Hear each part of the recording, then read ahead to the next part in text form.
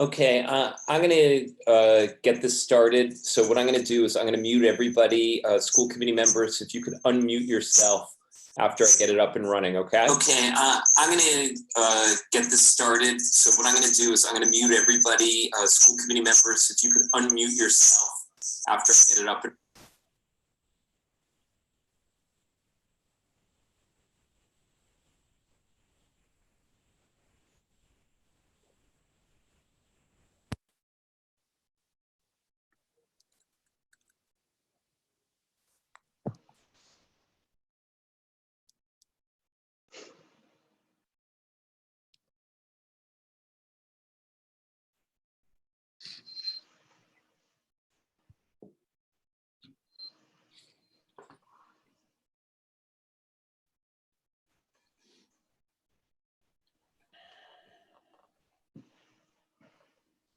Okay, I'm going to call this meeting to order at 7:05 p.m. Please note that this is the annual reorganization meeting, and per school committee policy BDA, school committee organizational meeting, myself as the superintendent of schools will call the annual organizational meeting to order to allow for the election of a new chair who then will preside over the remainder of the meeting. The first order of business will be the Pledge of Allegiance. If we could please do the Pledge of Allegiance. I pledge allegiance to the flag of the United States of America and to the republic for which it stands, one nation, under God, indivisible, with liberty and justice for all. Thank you. So the first order of business is the nomination of the chair. I will take a nomination and a second for chair, please. I nominate Vicki Ludwigson for chairperson of the committee. Second. So Vicki Ludwigson nominated by Sean Nicholson, seconded by Lee Martin. Is there any discussion? With no discussion, we need a roll call vote, please. Sean Nicholson, aye. Lee Martin, aye. Bill Desutter, aye. Carrie Lawrence, aye. I have to vote for myself. Yep. Vicki Ludwigson, aye. Okay, I think that represents all of the members that are present. So congratulations, Madam Chairperson. Vicki Ludwigson, you can now take over the meeting. Okay. So I think the next order of business is to nominate a vice chair. So I nominate Carrie Lawrence as vice chair. Second. So we need a roll call vote for that. You do. For everything, Sean Nicholson, aye. roll call vote. Lee Martin, aye. Bill Desutter, aye. Carrie Lawrence, aye. Vicki Ludwigson, aye. And by aye, Okay, so by aye, Carrie means aye. Aye. so congratulations, Carrie. Thank you. And now we need a nomination for secretary. which was me.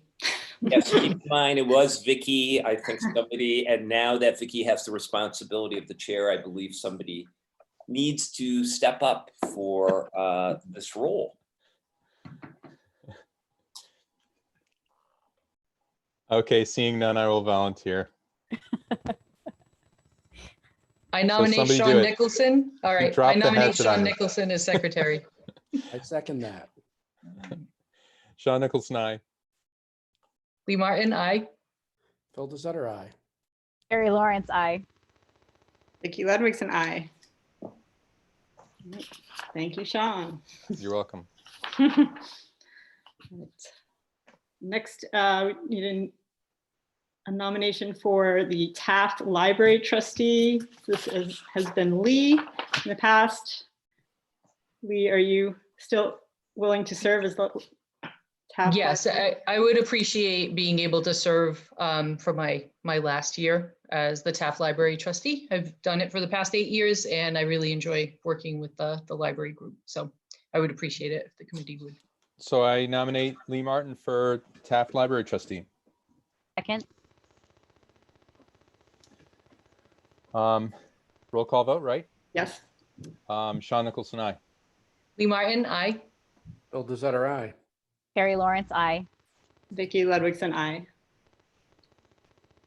And for the Ristine Fund representative, I'm we need a happy to motion. continue doing that if you wish. Yeah, so we need a motion to nominate Phil Desutter as Ristine Fund representative. I nominate Phil Desutter as Ristine Fund representative. Second, Roll call vote. Sean Nicholson, aye. Lee Martin, aye. Bill Desotter, aye. Carrie Lawrence, I. Vicky Ludwigson, aye. And we need a motion to nominate Sean Nicholson as assistant treasurer. Yeah, I think the reason why I keep on getting that job is because it took some work to get signed up for it. I nominate Sean Nicholson as the assistant treasurer to the school committee. Second, Sean Nicholson, aye. Lee Martin, aye. Bill Desotter, aye. Carrie Lawrence, I.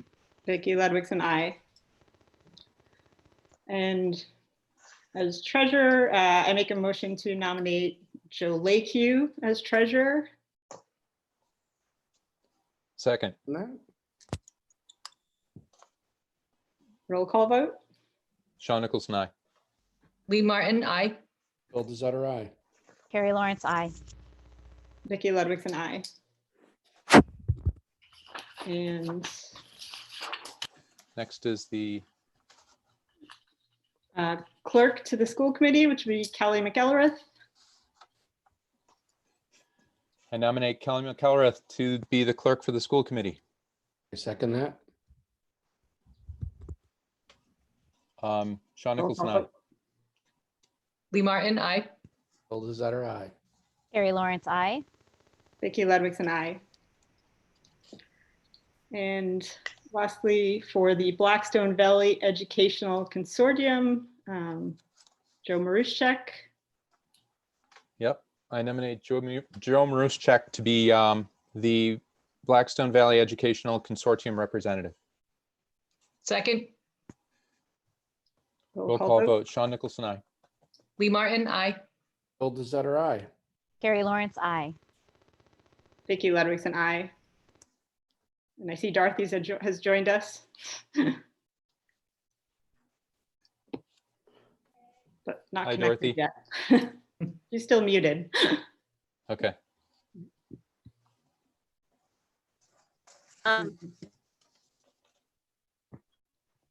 So we'll move on to the subcommittee appointments. It's probably easier, Vicky, if you just kind of read them en masse, and then assuming that there's no objection to any of the 5 subcommittees as far as the self-selection process, just to do one roll call vote for all 5 subcommittees. Does that make sense? Just Yeah. for the sake of expediency? Yep. All right, so the school committee members were all in favor of the following appointments. Budget Subcommittee, Phil DeZetter, Sean Nicholson, myself, Vicki Ludwigson. Policy Subcommittee, Lee Martin, Vicki Ludwigson, Dorothy Scally. Negotiations Subcommittee, Phil DeZetter, Sean Nicholson, and Carrie Lawrence. Superintendent's Evaluation Subcommittee, Lee Martin, Carrie Lawrence, and Dorothy Scally. And the Golden Apple Subcommittee, Phil DeZetter, Sean Nicholson, Dorothy Scally, Vicki Ludwigson, and Carrie Lawrence. And second, I guess. And roll call vote. Sean Nicholson, aye. Lee Martin, aye. Phil DeZetter, aye. Carrie Lawrence, I. Vicki Ludwigson, aye. Dorothy Scally, aye.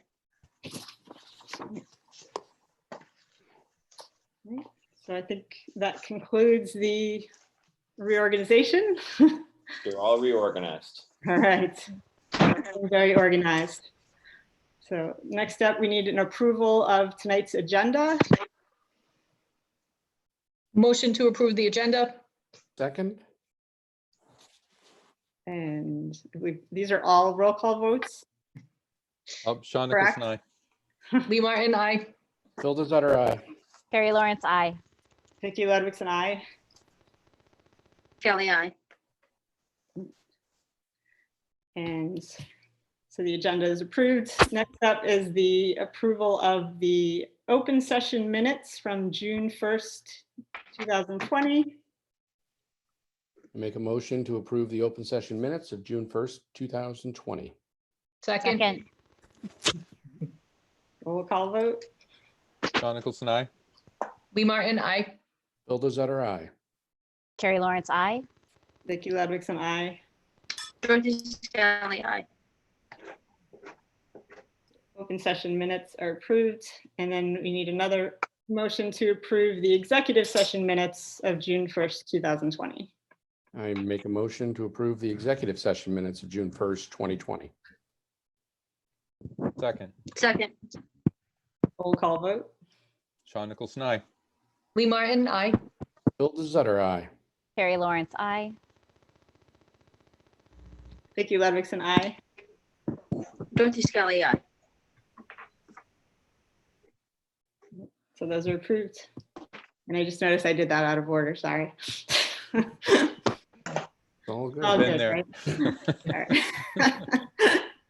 All right, so next up is the superintendent's comment. All right, well, good evening, everybody, and happy summer officially. The first thing that I have is the whole conversation around, or at least the initial conversation around PPE or personal protective equipment. I included in your packet some initial guidance documentation that DESE submitted the evening of June 5th, detailing some of the expenses, or actually specifically some of the equipment that'll be needed with regard to safety supplies. And this has gotten considerable attention throughout the state for the simple reason of it's kind of the precursor to the guidance on reopening that we're anticipating on receiving. As you can see, it intimates that we would be looking at a hybrid schedule, which would mean it would be both a mix of in-person instruction and also the continuation of remote learning. However, I think there's some question about that, and I'll say a little bit more about that during the meeting. I think one of the big ahas that are coming out of that is the whole idea that in all likelihood, this guidance document will talk about masks, the wearing of masks by all students and also by all staff. As you can see in the specs, just for a 12-week supply, the discussion around having a disposable mask on a daily basis for all staff and one per week for all students. So as I say in the background notes, I'd like to give a lot of credit to kind of our internal team of Jay Beyer, of Ken Chouanier, and particularly Leslie McGinnis, who've kind of been on top of this. So to date, we've already ordered about 10,000 masks. That is about 8,000 for adults and about 2,000 for our kids. And kind of a vis-a-vis Leslie's guidance, and the guidance really is hand washing is superior to gel sanitizer. We are ensuring that at our 2 elementary schools and the middle school, all of our sinks, all of the soap dispensers are in good working order. And unfortunately, Nipmuc is our only school that does not have sinks. Only rooms like the science rooms have sinks. So we've gone through the process of ordering about 125 gel hand sanitizer dispensers, which are in the process of being installed. And we've also ordered some of the large capacity standing sanitizer stations, which will be put in kind of the high traffic areas of the school and also in the entrance points as well. So we're still kind of in the initial stages, but I wanted to give you a sense of what the specs are with regard to what they're putting out. We're anticipating, and I'll talk a little bit more about this, more guidance around reopening and reopening structures per se, actually tomorrow. So again, I will keep you apprised because I'm sure there's going to be a lot more safety equipment that the district is going to be responsible for. So the second piece of my report is around graduation. You probably received an email from John and Mary Ann. We're really pleased that the planning is well underway for a graduation ceremony for the class of 2020, which will be occurring Sunday, July 19th at 10 a.m. on the front field at Nipmuc. In the event that we have inclement weather, we have a rain date of the next day, Monday, July 20th at 5 p.m. John and Mary Ann, I think, have been very, very systematic, thoughtful, and inclusive in this process of mapping this out. And they've worked very, very carefully with the Upton Board of Health. They've worked very closely with student leadership, with families, and so on. And there's kind of been a kind of universal feeling of, you know, getting the ceremony completed sooner rather than later, just for the simple fact of students going on to college, but also summertime plans and so on. So realize that July 19th is the first possible date under the state's reopening plan that we can hold the ceremony. So I've had the opportunity to do some kind of initial planning and kind of mapping out where the students will be, where their families will be, and so on. So as I say in the background notes, you know, it will definitely have a different feel, and we will have to enforce appropriate social distancing measures. But I'm also confident that it's going to be a ceremony with a lot of special touches, and it'll be highly personalized for our students and for their families. So we're really pleased about it. John or Mary Ann, I don't know if you have anything to add to my overview.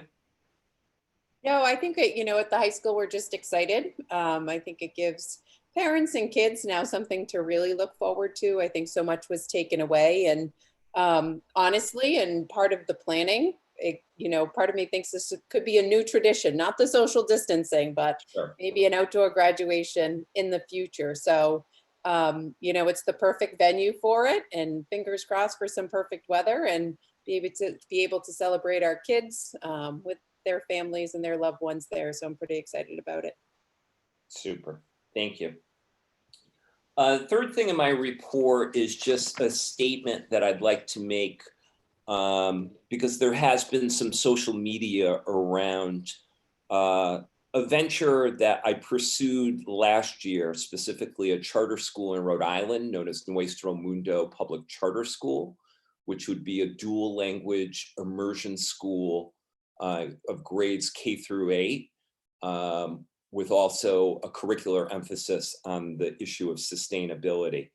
I received some social media attention just for the simple fact that there has been some outreach of myself and some other individuals specifically in the Providence area, for the simple reason that within the last few months, I've been encouraged by the Rhode Island Department of Education to investigate resubmitting an application, but this time to serve youth in the city of Providence rather than Woonsocket.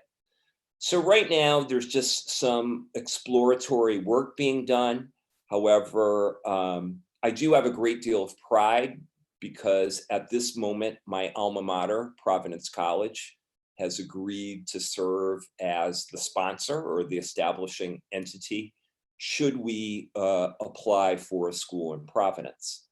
However, as I note in the background notes, just like Massachusetts, there is a super high degree of uncertainty with this type of venture for the simple reason of the extreme budget crisis that the pandemic has created. So I want to keep the committee and everybody in our community apprised of just the fact that this is happening and the process. And again, it's still very, very uncertain. But I do want to stress very first and foremost, and I'm going to say an awful lot about this, that first and foremost, my priority is Mendon-Upton. I can honestly say in my 30-year career, I don't think I've ever had a bigger challenge than what we're facing now from a budgetary perspective, but also this whole reopening plan. So my heart and soul is still very much as superintendent of the Mendon-Upton Regional School District, because we've got a lot of enormous challenges coming ahead.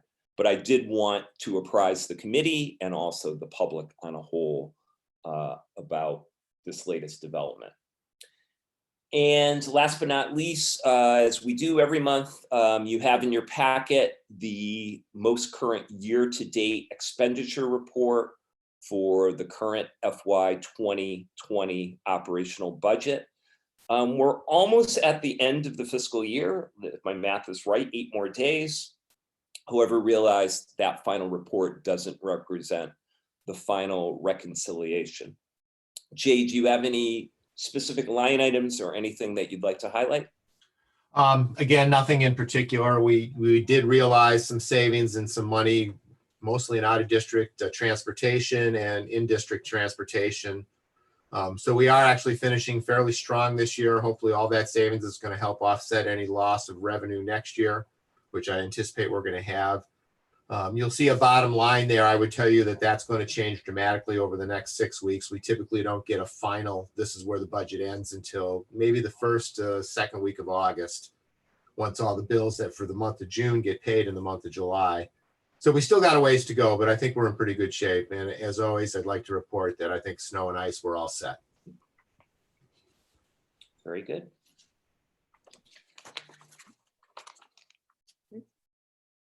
Thank you. Any questions from the committee before we move on?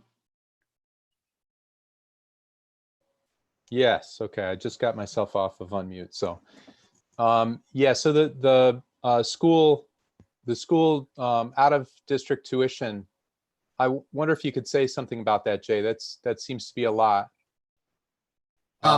as we anticipated, I think, but I just wanted to cover that topic. Right. So out of district tuitions for schools, we continued to pay those as we were directed by the Department of Ed.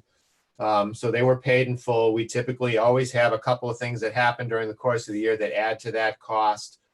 We will have another offset on the private school out of district tuition because we received an extra 400 and I forget the amount, over 400,000 in what they call circuit breaker extraordinary relief. That's going to help us next year, though, not this year. We typically, everything we get in this year becomes next year's offset. So that will be another additional thing to help us on the revenue side next year. But those tuitions continue to go up, and kids come into district, they get placed out. It's really hard. Dennis and I, and I'm sure I'll be doing this with Jen in the future, we go through these tuitions every year and try and project and leave room for things that are going to happen. But it's so unpredictable that we can never really predict it 100%.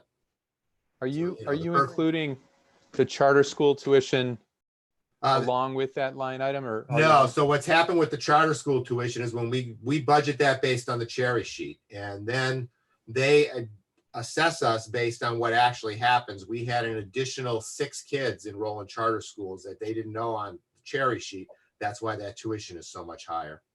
Okay. So it kind of blew up on us, and that's why you'll notice this year our tuition went from, I think, 106,000 to almost 200,000. That's Right. the reason for it, is the additional kids. But again, we could find out next October that we had 4 more kids go to charter schools.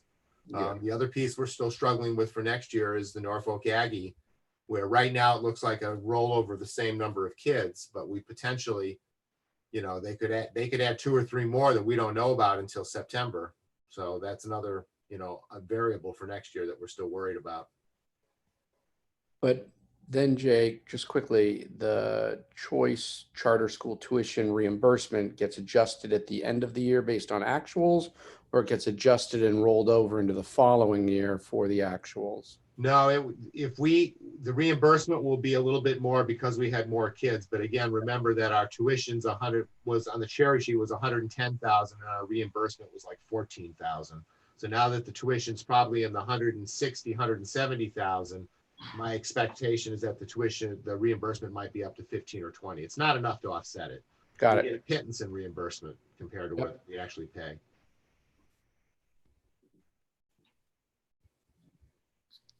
It looks like we've got a very sizable Medicare surcharge expense as well. Yeah, that's about what, 5,000 or so? I don't have the sheet in front of me. Well, it says in here the Medicare surcharge for retirees is 288,000 off of what we had predicted. Yeah, I have to look at that. That doesn't sound correct to me. Let me pull up the spreadsheet, because actually it's in the agenda here. Are you sure you're not talking about retiree health insurance, not a surcharge? I'm just reading the line item on the surcharge. Oh no, I'm sorry. It's the total below that line item. That's what it is. So it's the Total health amount. insurance grouping. Yeah, it's insurance active employees. It's the whole thing. Yeah, so we had more people come on to our health insurance, and so I think that's considerably more than what we anticipated. Yeah, the surcharge, is only like $1,500-$1,600 right now. Yeah, It'll you're probably right. be a little bit more. Yeah, I But our health apologize. I insurance- misread the budget sheet. Yeah. So, yep. Just regular health insurance, it looks like we're about 368,000 short from what we budgeted. And that's from people joining, people switching, adding spouses, having children, going from individuals to families. But some of that also is going to get moved over to the retiree. If you look at the employer retiree health insurance, you'll see that there's still a fair amount of money left in that budget.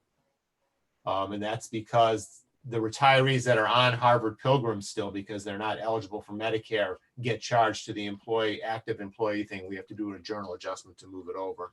Okay. So we should be able to offset that eventually. Yeah, we have 371,000 left in retiree, and we're like 367 short. So there's your offset there. Yep. Okay. That's some of the journal adjustments that I do at the end of the year when I go through things and make sure things have been charged to the correct lines. Okay. Thank you. Yep. Any other questions or? So moving on to administrators' comments.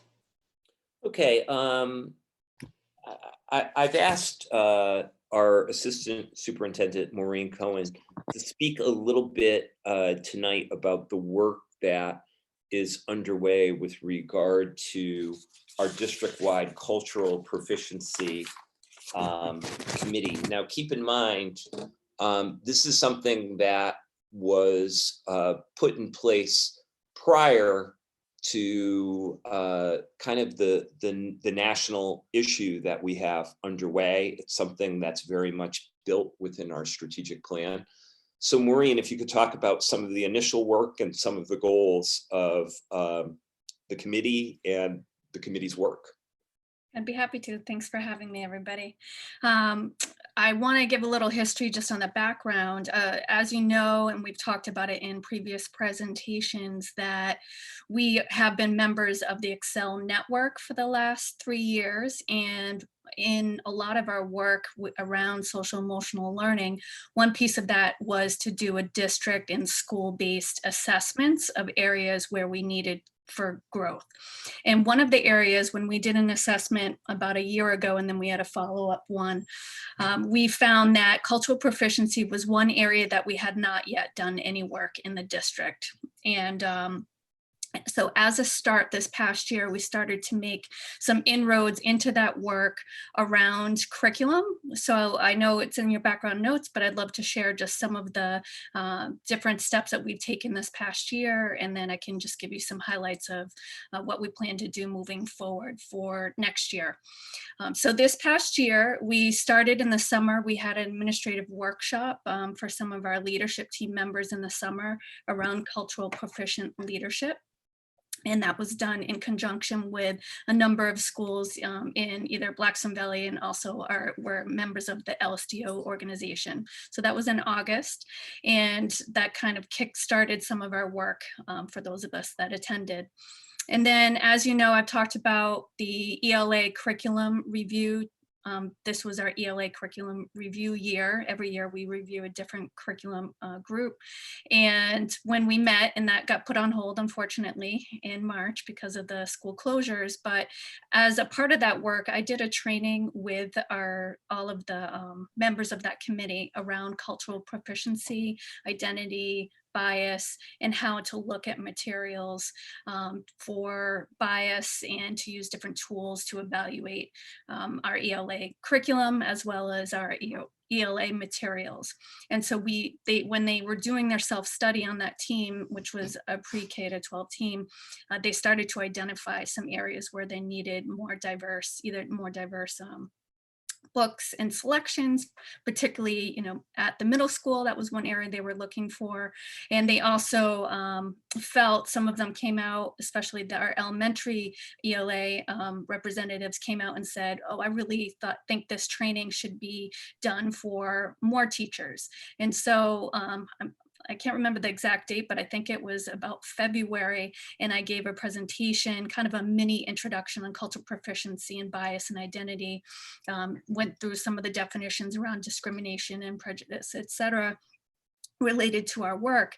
And it was just a 1-hour introduction at a faculty meeting. And then I had planned to do the same workshop with the staff the following month at Clough Elementary School, but then we had the school closures, so that had stopped. But it was really a good starting point for us to start to look at what we're currently doing and what materials we're using. So then in follow-up, Jen Mannion had been one of the administrators that was at the training in the fall, and in some of her Zoom sessions, so this wasn't live in person, but in some of the Zoom sessions, she incorporated some cultural proficiency work into conversations with her staff. I attended one where we put into groups, and we're connecting it back to our teaching rubric and cultural proficiency. And so they started those conversations, but it really was just the beginning. Other things that we've done, we just revamped just our summer reading approach due to the school closures. And so in the past number of years, we've had one choice book and one mandated or required book at many of the levels. And we went to all choice because we were working with the local libraries in Mendon-Upton, and we wanted to make sure we had access to as many books as possible for our students to choose from. But in reviewing the list, we tried to be very strategic in updating the list of choices that we had, and trying to diversify it, and trying to have many different voices. And I can say that that we really started some forward progress in that area, even with our summer reading list, which did go out right at the last week because that took us a while to work on to do that. But got a lot of input from the various levels for that work. So I'm proud of that as well. I know there's lots of, pockets of work that's already taking place in schools.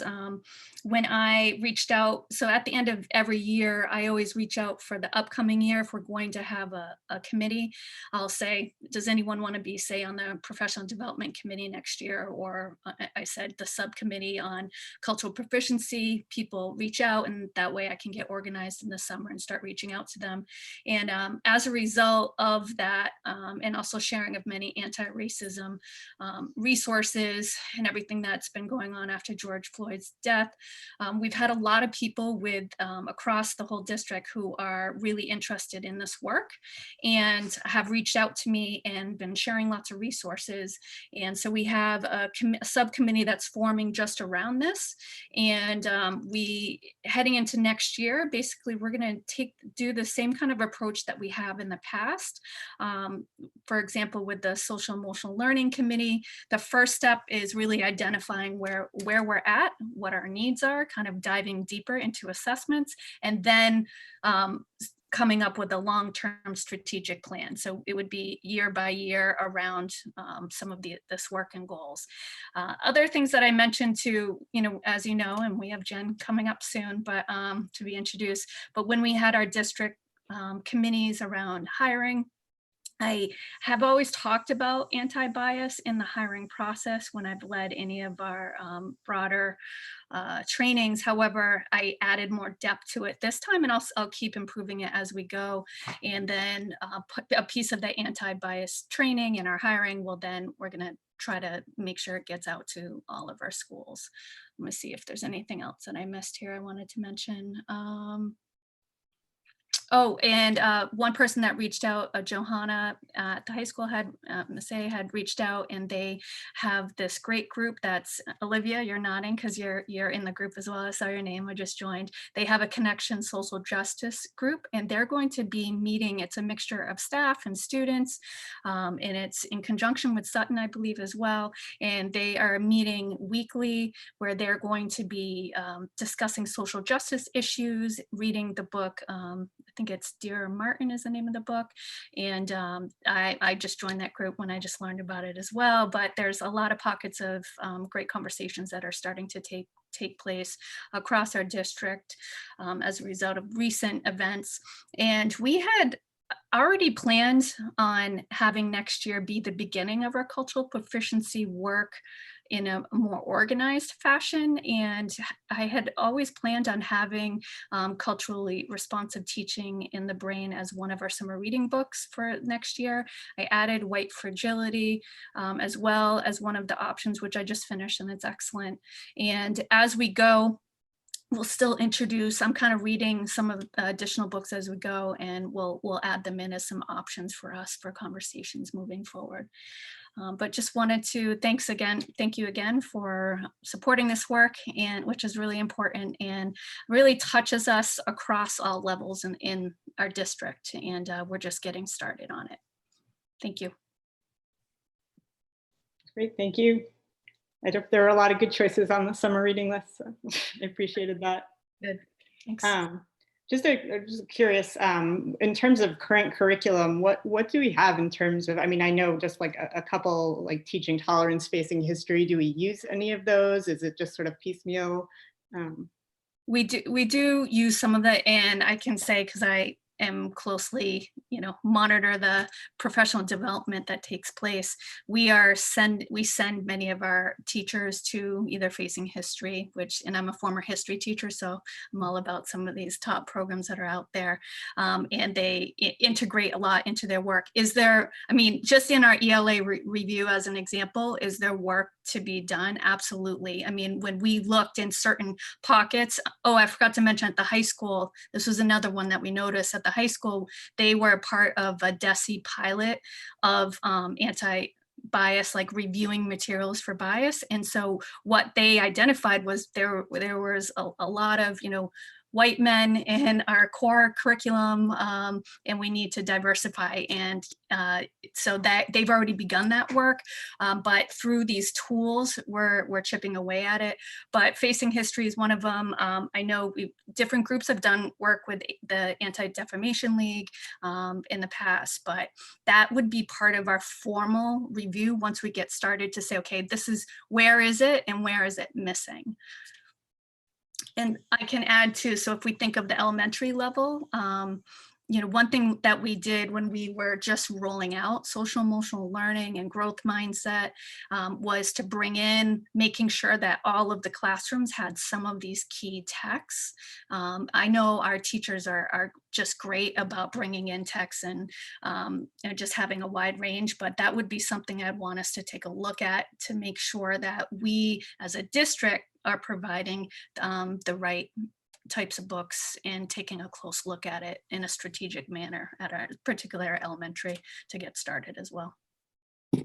Maureen, where do you think, where in the curriculum do you think that the topic of cultural proficiency should be addressed? Do you think it's within history? Do you think it's within social sciences? Where's that fit for really kind of exploring that whole topic with our kids? That's a great question. And you will already see that it's showing up in our curriculum.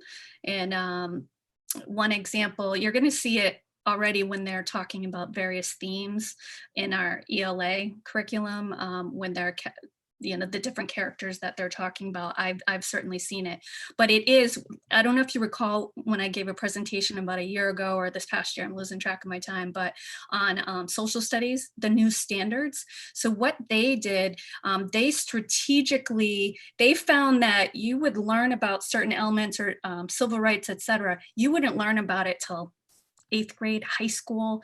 And so they have strategically readjusted their social studies standards for introducing some of these concepts in the curriculum. Now we're just in our first year of readapting to it, the new standards. And so one thing I know is we need resources to support our teachers in those areas. But 5th grade now in particular in social studies is a year where there's a lot of these topics that show up in, but you also see it showing up in science as well. I mean, it's definitely, I would say it's integrated in many, and closely aligned to our portrait of the learner as well. So if we are really focused on global citizenship, we're focused on the mindful learner and the pieces of that, this is a subset of that. And as we continue with that work, we'll see that it's actually taking place in a lot of the curriculum, but we want to make sure we are explicit in putting it into our curriculum in areas that it's not. I mean, it's so fascinating how times have changed. Back when we were trying to think about the strategy, we were thinking about really an outward focus from the United States out to other cultures. But now, a lot of that focus has shifted inwardly into the culture in the United States and making sure we have our act together here. So it's very interesting to see how that changes. So have you thought about that as well? Is that a change in the guidance? Do you believe that that's going to change the guidance as we move forward? I think it's possible. I'm just excited about how our youth are getting engaged, how all aspects of society are getting engaged in these conversations.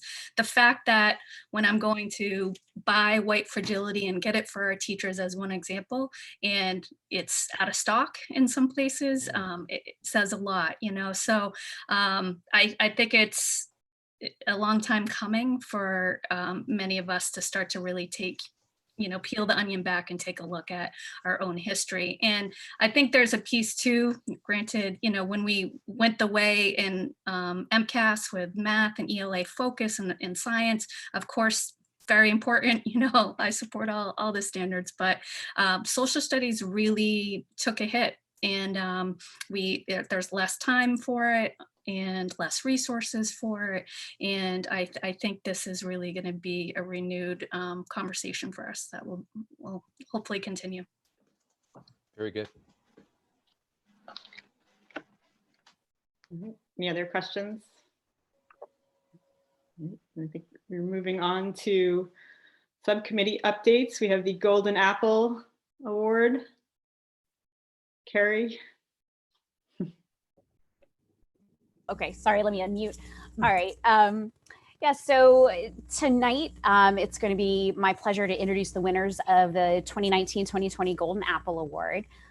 This award started in 2016 and recognizes educators and staff members who've gone above and beyond expectations in their positions and partnered with families to make significant differences in the education and well-being of their students. So what I thought was really awesome was this year, the school committee received 110 nominations, which is a little over double what we received last year, which I believe really reflects the respect and the gratitude we have as a community for the skills that have been demonstrated by the MURSD staff in guiding children through this really unprecedented period of remote learning. If we break down the nominations per school, Memorial Elementary staff received 33 nominations, Clough received 21, Misco Hill received 33, and Nipmuc High School staff received 23 nominations. And what was consistent through all of the parent and student responses was an appreciation of the student-centered learning that's happening throughout the district.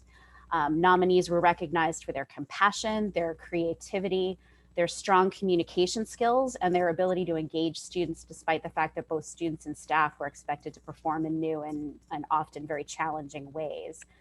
So I really wanted to say that even though we're only giving 3 awards out tonight, I want to convey to the entire faculty and staff of MURSD that the very clear message that came through this process is that everyone has done a really exceptional job this year, and that as a school committee, we're very proud of you and everything that you've done for our students. So thank you.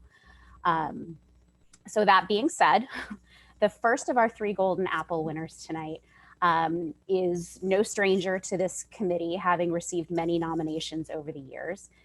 This person is widely recognized for their ability to individualize instruction and to utilize creativity and flexible thinking in their efforts to find the most effective way to reach each learner.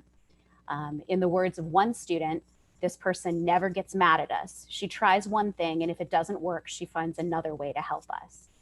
Parents provided numerous examples of specific programs and skills that had been introduced to students that had positive impacts, not only for the students themselves, but also for their families. Students were described as being so excited by what they were learning that their enthusiasm carried over to the whole family with projects such as building compost bins. Although this person's ability to meet the academic needs of their students came through very clearly in the recommendations, what helped this person stand out was their commitment to the whole child. Parents were appreciative of this person's impact on their children's ability to identify their own emotions and to self-regulate. Students were taught through the use of programs such as the zones of regulation that different emotions are natural and accepted. Especially important at this moment in time, this person's students were shown how to understand their own stress response and were given skills and strategies such as mindful breathing and meditation that they will carry with them for the rest of their lives. So it is with great pleasure that we present the first Golden Apple Award tonight to Señorita Olivia Hendricks, 3rd grade Spanish immersion teacher at Memorial Elementary School. Congratulations, Olivia. So we've got, we usually in the real world would be doing this in the PDC. So now in a socially distanced Zoom world, we have to do it vis-a-vis video, but we do have video. Oh, good.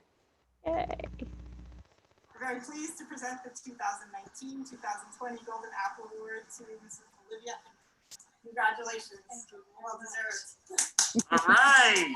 Hey. Thank you. Bien hecho. Muchas gracias. I feel super complimented and grateful for receiving this year. Thank you so much. So I know Olivia is here in the Zoom room. I don't know, I don't want to put you on the spot, Olivia, but if you have any words. Thank you very much, all of you. I definitely did my little emotional regulation during that there. I really just had a little reflection over the past few days and just how supported I have felt during my 4 years here by the district. I've been very fortunate to be chosen to be doing some SEL trainings and to have opportunities to bring them back to the staff at Memorial. And it's just been part of, it's really just been second nature to put that in part of my curriculum. And really the fact that the district is setting us up in this way, that they're guiding us to incorporate more mindfulness. That's been something that's really been keeping me going here. So thank you all very much for the continued support, and I'm really appreciative. Yay, congratulations. Congratulations. Okay, so then the second of our nominees is widely recognized for their engaging assignments and enthusiasm for their subject. This person embraced remote learning and through their positive communication and good humor, engaged students and parents alike in the process of learning. One parent stated that this person's classroom lessons made for great dinner conversations and that they were able to incorporate lessons of the past with the present in such a way as to spark a light within their students. Several parents commented that this person inspired their student to stand up to injustice and taught them that thoughts and words are important and that they should speak up for themselves and be the voice for those who cannot. Several nominators mentioned the final class project and civic responsibility as one of the most creative, relevant, and meaningful experience in their child's middle school careers. The best way to sum up why this person is receiving an award this evening is with the words of one of their students. He made me realize that I should stand out in the world and that I shouldn't just fit in and to be myself. I struggled with my confidence in class, and he helped me to build it up and to boost my self-confidence. He encouraged me to be a strong advocate for whatever it is I believe in. He encouraged open-mindedness. He never shut down any of my or any other students' ideas. He was really supportive of ideas. I didn't feel ignored in his class. He really made an effort to develop a personal connection with us and wanted to get to know everyone individually. So it is my honor to present the second Golden Apple Award this evening to Mr. James Charest, 8th grade civics teacher at Misco Hill Middle School. So unfortunately, Jimmy could not be here this evening. He had another commitment, but once again, we do have video.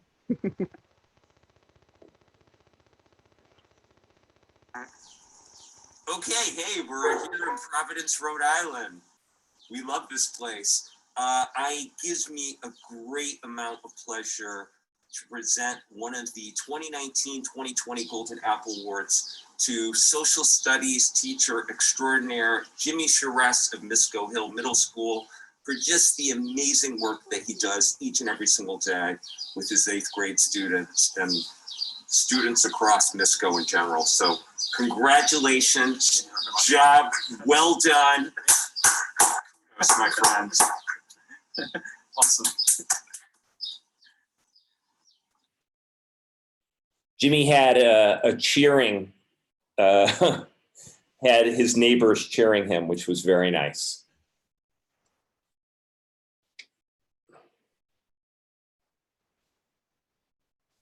Yeah, muted, Carrie. Oh, sorry. Okay. So the final award winner this evening was nominated primarily by their students. It's always especially meaningful when a teenager will take the time to write out or dictate a nomination for an individual that's touched their lives. Based on these nominations, this person has made a significant and personal impact on many students. And sorry, my dogs are not participating very well tonight, so I hope they're not too loud. This person was described as a trusted member of students' lives who provided consistent understanding and support regardless of the presenting issue. Throughout this period of remote learning, this person continued to reach out to and to provide personalized and individualized support to students in need. And when she was unable to provide enough support, was instrumental in guiding students and families to the correct resources. This person was described as creative in their approach to learning and as someone who is able to find a way, often through the effective use of analogies, to make abstract worries seem like something concrete and meaningful.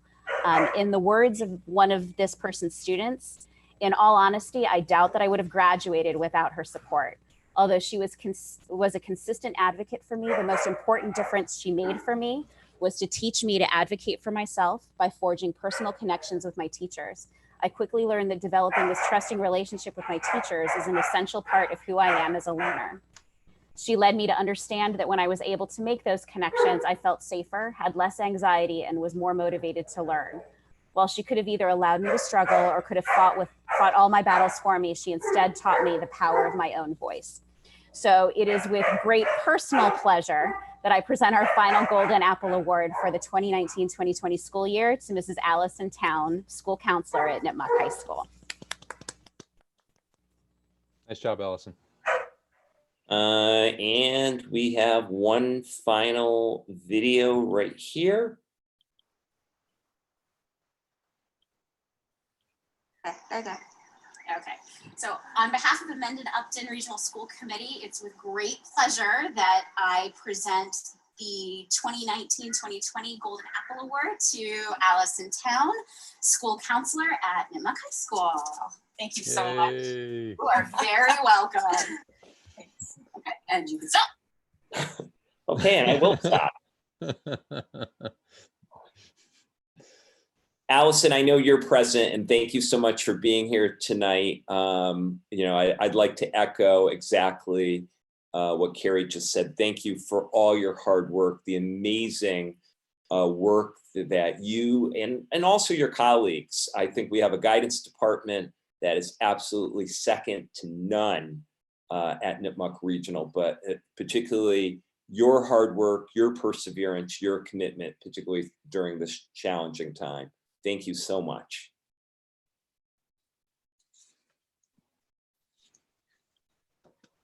Congratulations to all the winners. Thank you, Carrie. Right, so moving on to new business. Okay, the first thing under new business is the introduction of our new Director of Student Support Services. It gives me a great deal of pleasure to introduce Mrs. Jen D'Angelo, who will be taking over as our Director of Student Support Services as of July 1st.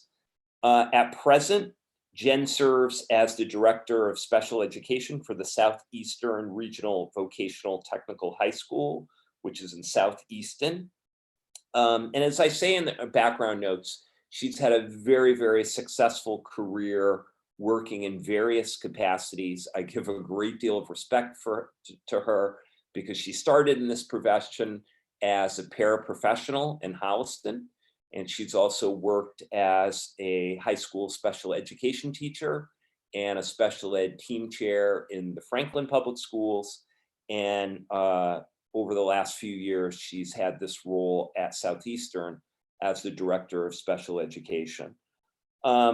I know that she's going to be extremely successful in the job. We were very, very fortunate to have a very strong pool of applicants, but in my humble opinion, Jen was head and shoulders above all of our applicants, and I know that she can hit the ground running. So I'd like to welcome her. We're delighted to have her start in the Mendon-Upton Regional School District, and I'm sure all members of our school community and you as members of the school committee will be getting to know her very shortly. Jen, I don't want to put you on the spot, but I don't know if you wanted to say a couple words. Of course. Thank you, Joe, for your kind words. And thank you all for having me here tonight. I'm extremely excited to start. From the first interview, I was just overwhelmed with the sense of community that came from everyone I've encountered up until this point. And I have to say that this meeting really just kind of reiterated all of that for me. Dennis has been great. I have to give a shout out to Dennis, who's been patient with me and spent the last couple of weeks helping my transition into the district. And I'm really excited to get to know and work with all of you in the upcoming years. So thank you for having me. And it's really an honor to take on this position. Welcome. I just also want to give a special thanks to Maureen, who once again headed up a committee and doing this type of work, and it was a fairly large committee of different stakeholders. I know, Phil, you were part of that committee as the school committee representative. It's never easy to bring a diverse group set of people together with diverse backgrounds and opinions, but let alone doing it in the midst of a pandemic and having the joy of Zoom interviews and so on. And once again, Maureen did an outstanding job, as did every single member of the search committee. So I just want to also give out a shout out for, once again, job well done.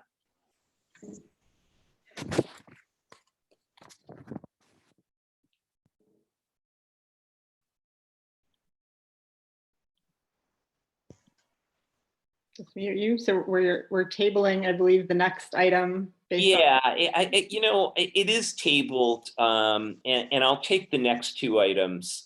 We have on the agenda DESE's initial guidance on re-entry for this coming fall, and then the re-entry committee. So we have been told over the last 2 to 3 weeks, we being the superintendents across the state, that we would be receiving by last Friday the state's initial guidance on reentry. And then we were told first thing Friday morning that it was going to be coming out tomorrow on Tuesday, the 23rd. So we're fully anticipating, at least according to Commissioner Riley, that at Governor Baker's press conference midday tomorrow, the commissioner will be there to unveil the guidance on reentry. I think we've been of the mindset that it would be strongly looking at a hybrid model. I think that might be subject to change.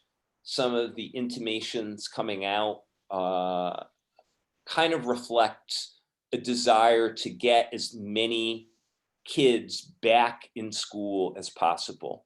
So I think there's still a lot up in the air. I anticipate, again, having that guidance tomorrow. And as soon as I have that guidance, I will forward it to everybody on the committee, because I'm sure it's going to cause considerable conversation. And I think not only our staff, but clearly our parents, our community, everybody's kind of waiting for some type of guidance, some kind of structure in which we're going to process this. So with that said, I had the opportunity last week, I'm going to do a screen share once again,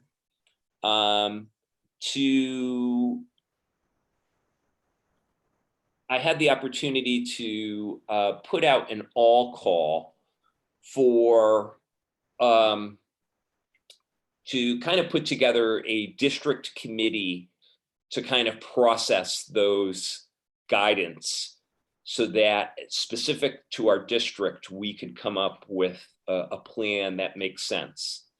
So I have to say, initially, my thinking was a committee of 25 to 30 individuals representing staff members, parents, community members, and students, and so on.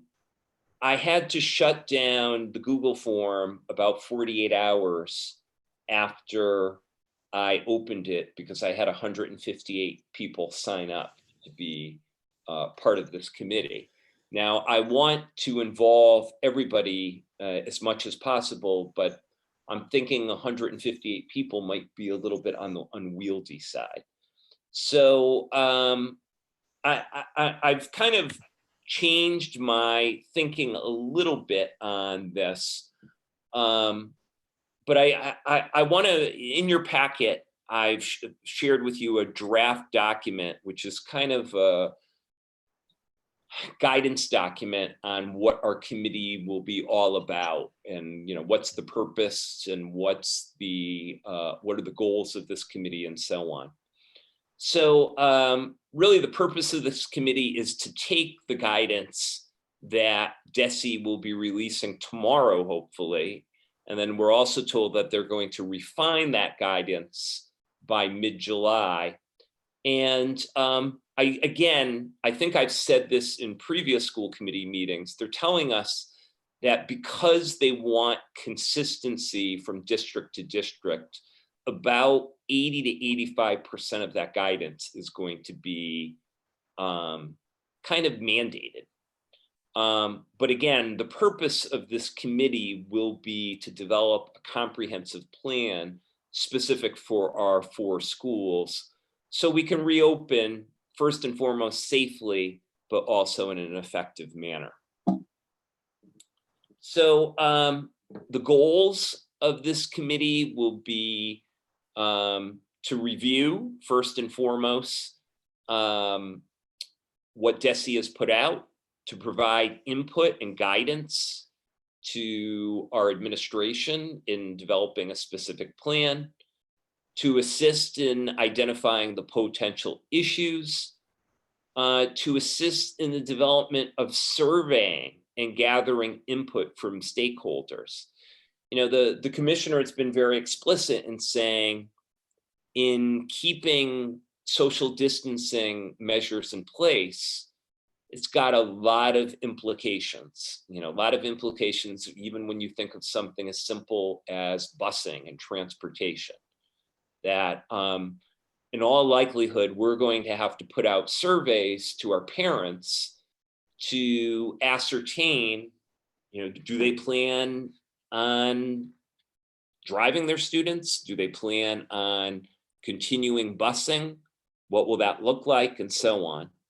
And then lastly, the last goal of this advisory committee will be to make specific recommendations for our reentry plan. So I've decided that the structure 25 to 30 is probably a little too small. And again, I'm thinking probably a minimum of about 40 members of all stakeholder groups, in conjunction with both of our town's boards of health, all of our school nurses, and so on. And I think the smartest way to manage this is to have 5 smaller working groups to kind of address some specific needs for reentry. And those 5 groups are academic programming, logistics and scheduling, student life and extracurricular activities, physical safety and mental health, and equity and access. And I list very briefly, would just like to discuss each of these working groups and what they'll be responsible for, and get some of your feedback. As far as academic programming, this is really kind of the working group that will delve into things like teaching and learning, professional development, technology, and all of the equipment and appropriate methodology needed, particularly in light of potentially the need of a hybrid model. And again, by hybrid model, that would specifically mean the prospect of students doing both in-person instruction, coming to school, and then also online remote learning. So the model that has been floated by the commissioner would be a model where students would be coming to school for 1 week. Picture, you know, roughly half of your student body coming to school for a week, and then the following week, them continuing with their classes remotely, and the other half of students coming to school. Now, obviously, this creates a lot of challenges, but this is potentially one of the models that will be floated. I think also with this group, we have to take into consideration, again, it's been said that there is a prospect that we could see a second wave of this at some point, possibly late fall, early winter. So again, what do we need specifically from a technology perspective, from a teaching and learning perspective, to improve what we've done with regard to remote learning? Second working group, logistics and scheduling, would be looking at things like, is it feasible to keep the existing school day as we had? Is it feasible to keep the same school year? Again, the commissioner has floated the idea of potentially shortening the school year to have some additional days uploaded in the front of the school year so that all staff could review specific safety protocols. Again, in logistics and scheduling, I think an enormous piece is going to be transportation. what is that going to look like? And how many students can we conceivably fit on a bus? And what do we do with other students? And then specifically, I think a big piece is going to be, how do we actually arrange our instructional space to meet the requirements of social distancing? This is super, super challenging work. Again, I think it's very, very common at the secondary level. We've made a distinct movement over the last few years to kind of get rid of desks. And, everything is about students working collaboratively in groups. I think some of the guidance that we might see is going to have a requirement of a certain amount of distance between students. So what will that look like, and how feasible is it in all 4 of our schools? Then there is the working group around student life and extracurricular activities. I get a lot of questions about what's going to happen with fall sports. We don't know yet, but again, a specific working group in our district will deal with that based upon the recommendations from state guidance, but also from the MIAA. A lot of our extra and co-curricular activities. I had a conversation with Simon Harding just last week, and concern about just the very nature of wind instruments, the very nature of choruses. What does that look like, and how is that feasible? And then there's the conversation around school lunch. There is a, based upon some of the models that have been posed, that do the students kind of stay in a consistent group or a pod during the course of the day? And do they eat their lunch in the confines of the classroom instead of being in the very large cafeteria as they typically are? So that's something that working group will have to work through. Then also there's the physical safety and mental health working group that kind of speaks through really just kind of the physical pieces around, what I discussed before, PPE needs. But then also I think that there are places in our 4 schools where we will have to be making some physical changes. I know for a fact, Jay has worked with our principals and with our office staff in looking at places where we need, for example, plexiglass barriers, because those are some of our first entry points with the public. I'm sure you've seen in stores or in restaurants and so on, some of the directional lettering that goes on floors. So I think we're looking at some of those measures to put in place, particularly thinking about things like traffic flow in the hallways and so on. And then I think the second component of it that we really haven't begun to think about are, what are some of the social emotional needs of our students, particularly, after it will be, assuming we come back that very last week of August, 6 months, approximately 6 months since they've been in school. And I'm sure there's going to be some ambivalence in some of our students, and what are some of the plans that we have in place for those needs. And then last but not least, also really, really important is equity and access. And this is really a super important piece, in the sense that I think that there's going to be some students and also some staff members who will not want to return.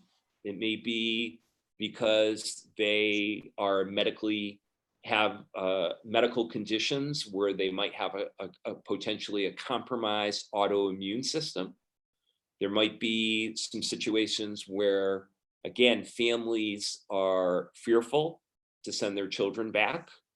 So I think there is a lot to consider here. And I know that the commissioner has talked about having provisions in place through this time of uncertainty to meet students, family, and staff members' needs related to these risks, and to ensure that there's still access for students, and it's still also accessible and equitable for staff members as well, as far as having safe working conditions.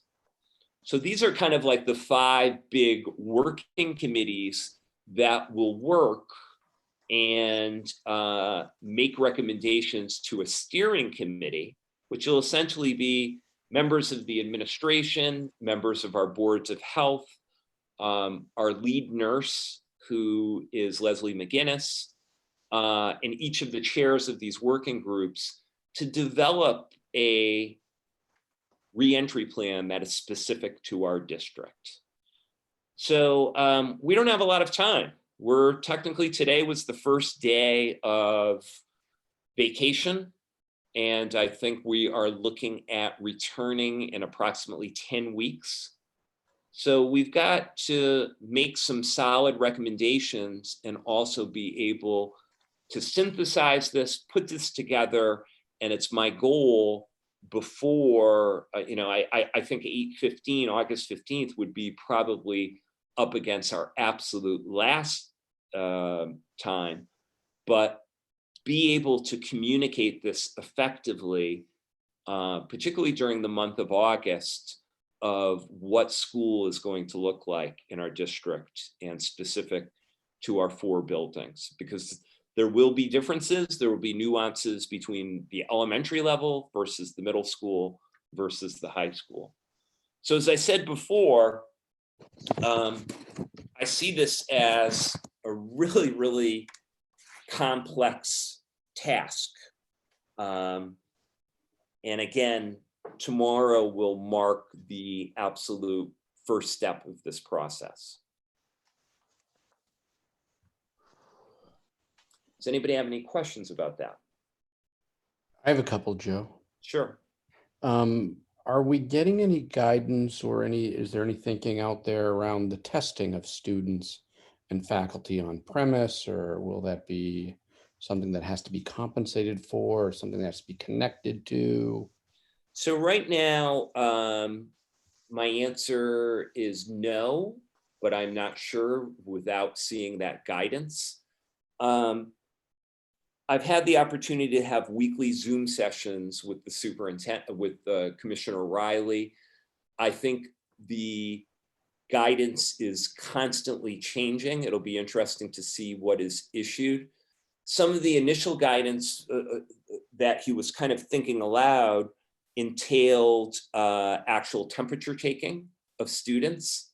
They've backed off that for the simple reason that some of the research has shown both false positives and false negatives. So as far as specific COVID-19 testing to be done on stakeholders, I don't know about the viability of that, but I think right now it is wait and see until we get specific guidance. Okay. And are they, from an instruction perspective, are they potentially looking to do away with the 180 days and the 960-hour requirements, so that we have greater flexibility in how we deliver education? I think invariably that's what you're going to see. I think,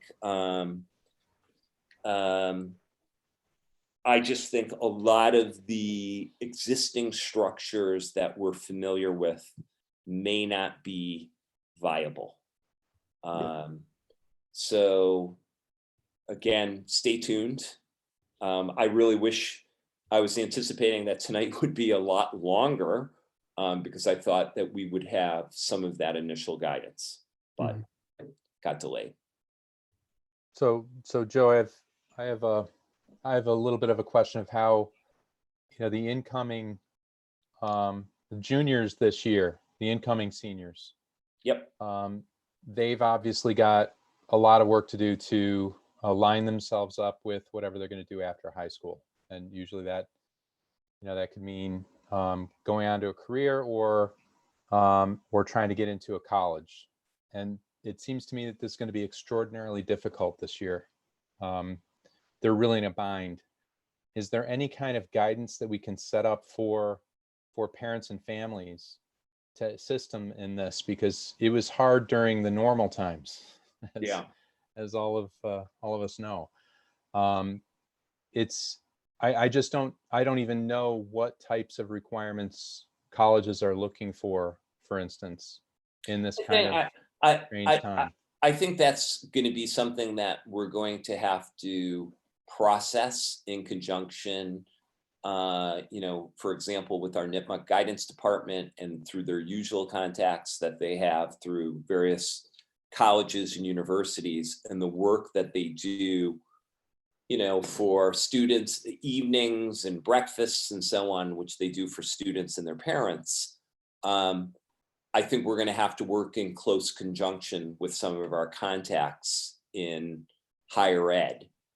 Because I think you're going to see, if I'm sure you're cognizant, Sean, a lot of the traditional requirements. I think they just announced Harvard University, Brown University have waived the SAT.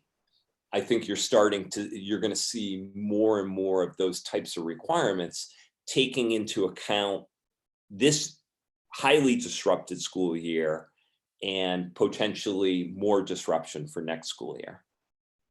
So yes, I agree with everything you said. I'm just wondering if there isn't something we can do for families before the school year begins next year, because potentially, I mean, there's a lot of stuff that families have to do over the summer to make sure that they're prepared for the requirements of college after their senior year. So it's just, the parents I talked to are completely lost for the oncoming seniors. Sure. So it seems like that's going to be a very big problem when we get into next year. Add it to the list, Sean. Yeah. Yes, agreed. And I think, part of this is,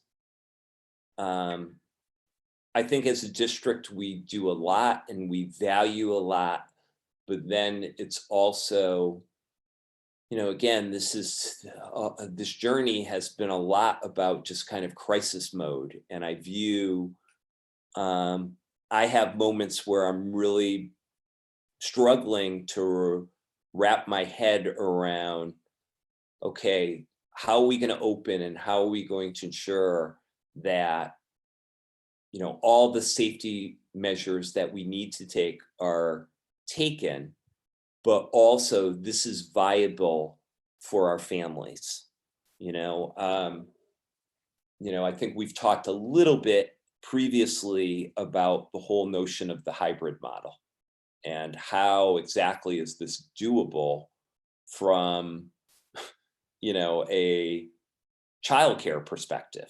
I don't have the exact statistics, but I don't think it's a stretch to say the majority of our students come from households where, there's two parents working, or it's a one-parent household where that parent is working. I think that's the overwhelming majority. So how exactly is this viable? That's just one of many, many considerations that we're going to have to wrestle with. I should note, I am really grateful that so many of our stakeholders have signed up. We've had parents that are, at least off the top of my head, 3 or 4 medical doctors, pediatrician, emergency room doctor at Milford Hospital, somebody who does work in infectious diseases at Harvard and is kind of working up some social distancing measures there. So we have some very, very skilled people with a high degree of specialty who volunteered their time. So I do believe that there's a lot of wisdom in our community. There's a lot of wisdom amongst our professional staff, amongst our parent base. And I think given the guidance, we're going to come up with the best possible plan we can for our district.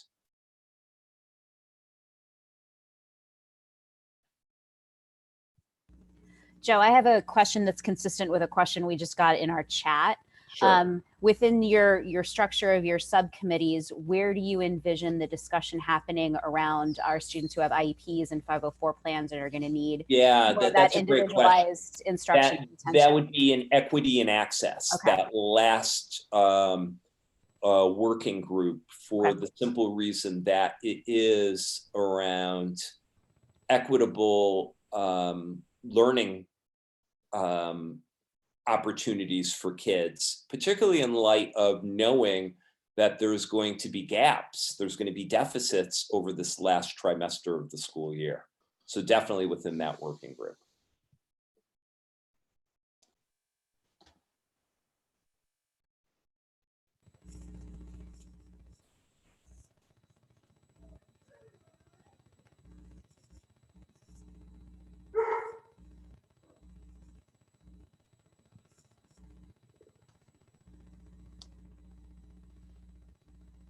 A Okay. lot clearly to work through.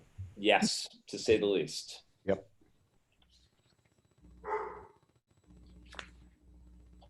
Okay, next agenda item.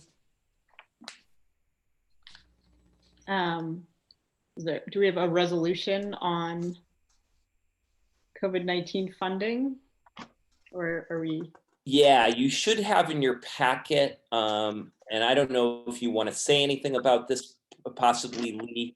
It is a resolution that as of Friday, about 69 different school committees across the Commonwealth have approved.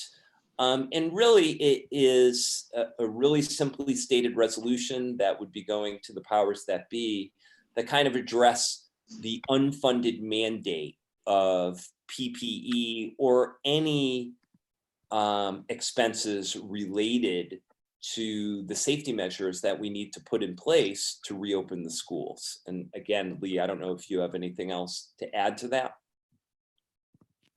No, I think you covered it quite saliently. I think it is a time where we do need to present a unified front with our other school committee brethren, and hopefully, the state and the legislators will not force any more unfunded mandates upon us in this time, that's so uncertain, and where the one thing that is certain is that we will be spending much more money that is harder to come by. So I'm definitely in support of this resolution, and I hope the rest of the committee feels the same way. So maybe if a committee member could actually do a public reading of the resolution. I'd be happy to, if no one else wishes to. All right. So this is titled Mendon-Upton Regional School District School Committee Resolution, COVID-19 State Funding. Whereas if schools are to reopen this fall in the midst of the COVID-19 pandemic, it is the responsibility of each school district to do so safely and responsibly. And whereas it is the responsibility of the state to ensure that each school district is able to pay for the enormous additional staffing, transportation, and material expenses required to do this. And whereas the state cannot expect mandatory COVID-19 safety guidelines to be followed without also ensuring that each school district has the funds required to implement these guidelines. Therefore, let it be resolved that the state must guarantee every school district full reimbursement for whatever COVID-19 expenses are required to follow state mandates. We must ensure a statewide school reopening that is safe, responsible, and equitable. There can be no unfunded mandates for COVID-19. Respectfully, the Mendon-Upton Regional School Committee. So I move that we vote to support this resolution and send it to the governor, the education secretary, education commissioner, et cetera, in the CC line. Second. Any discussion? I completely agree with Needed. that. Yep, I agree. Take a roll call vote. Sean Nicholson, aye. Lee Martin, I. Phil Desutter, aye. Carrie Lawrence, aye. Vicky Ludwigson, aye. Dorothy Scally, aye.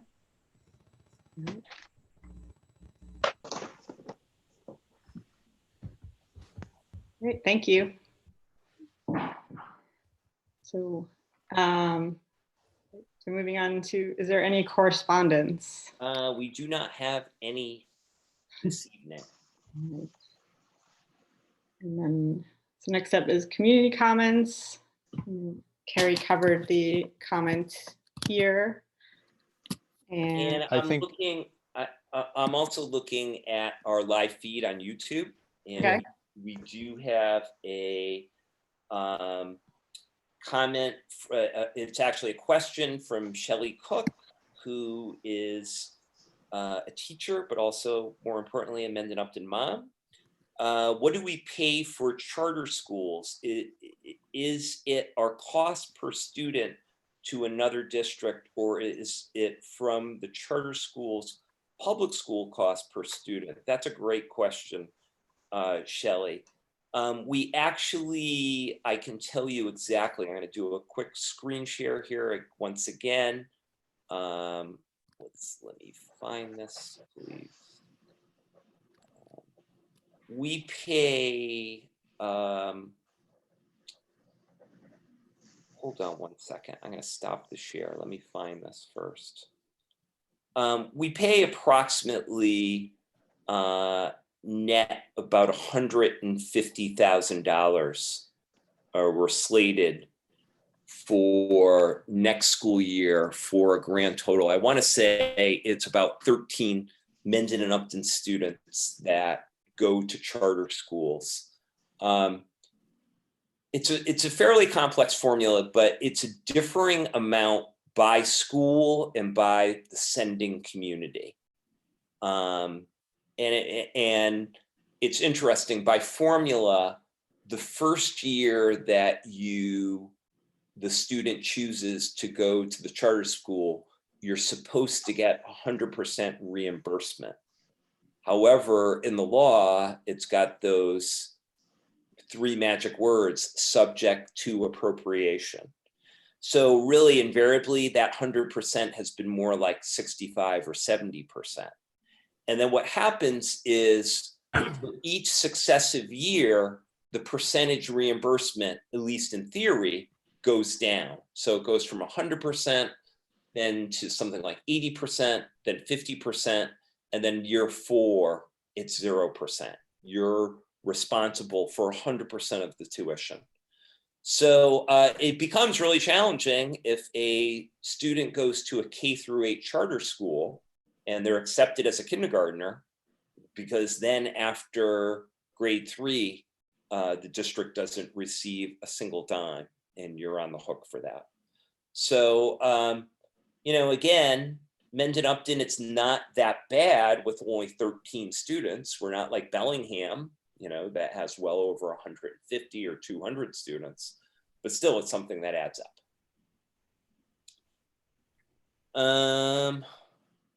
And I think that is it. Jimmy Charest is thanking everybody for the recognition.